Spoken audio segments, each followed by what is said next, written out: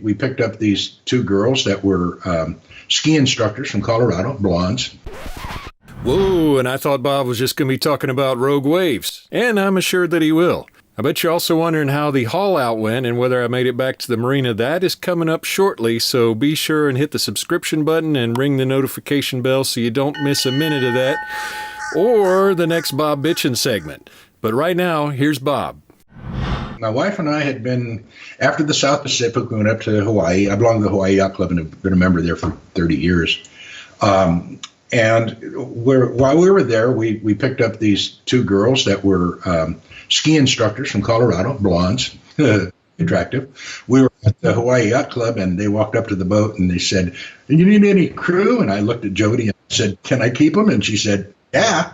So we brought them aboard, and they were the best crew we ever had because they smell better than men. And anyway, when they did leave, finally, we decided, just the two of us, and we're on a 56-foot boat, 42 tons, big boat, but the two of us could handle it easily. So we sailed out to Lono Harbor on Kauai, and then we went to go across the Aliniuihaha Channel.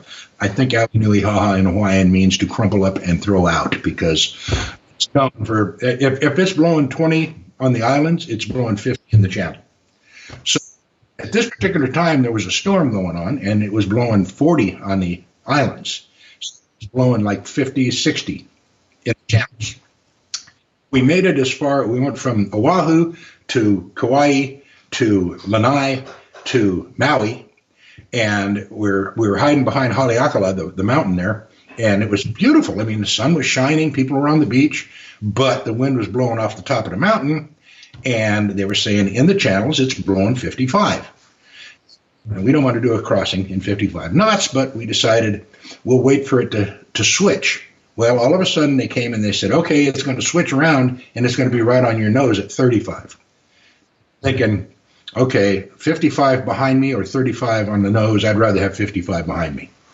So 6 o'clock in the morning, we pull out into the Aliniuihaha from behind Haleakala, and it's just Jody and I on the boat. I don't know why you always leave at 5, 6 in the morning. It's crazy, but, real bright. But we took off with just a handkerchief of a head sail and a triple reefed main, and we were catch rigged, which means we had 4 sails. We had the head sail, the staysail, the mainsail, the mizzen. And so we just had a little bit of main and a little bit of head sail. We're doing 8.5 knots. We're surfing down 30-foot faces of waves, and we're going across the channel, and everything's lovely. Jody couldn't steer for more than like 10, 15 minutes at a time, so she could relieve me, but then I'd have to get back on it. The autopilot could not steer it because when you surf down a 30-foot wave, you get going up to 10, 12 knots, you start to broach on my. So anyway, we get about 8 miles out into the channel, and I'm at the wheel, and all of a sudden I see the head sail luff. And I'm like, that's odd. 50 and why would a head sail luff? I turn and I look behind me, and there is an 80-foot wall of water. It was 2 30-foot waves that had crossed and made a rogue wave with a 50-foot wave, but the height of a wave is not from the bottom, it's from sea level. There's a dip in front of it. So overall, the way I knew it was 80 feet is our mast was 76 feet. It's over the mast. So I, of course, didn't have a harness on. That's how not to sail. And I put my arm through we had a destroyer wheel, the ship's wheel. I put my arm through it and locked my hand.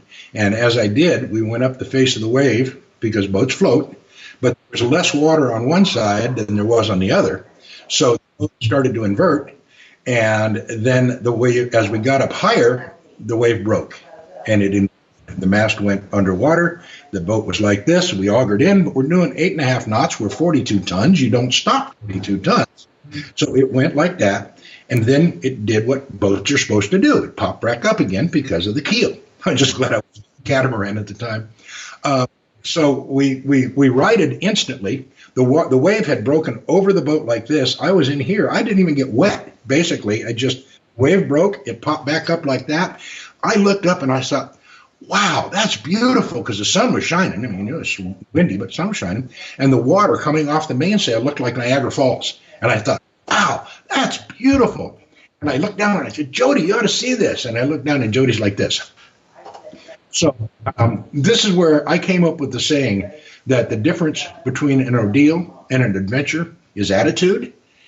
This is where Jody came up with the saying, sometimes it's just an ordeal. We got a lot more cool stuff coming up from Bob and the results of my haul out of JC Sales. So be sure and hit the subscribe button and ring that notification bell. And meanwhile, here's some more videos.